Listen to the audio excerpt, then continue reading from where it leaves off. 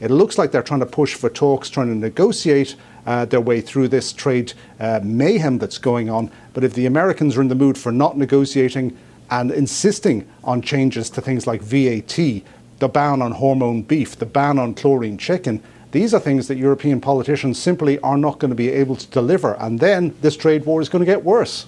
All right, David, what could cause all this to settle down?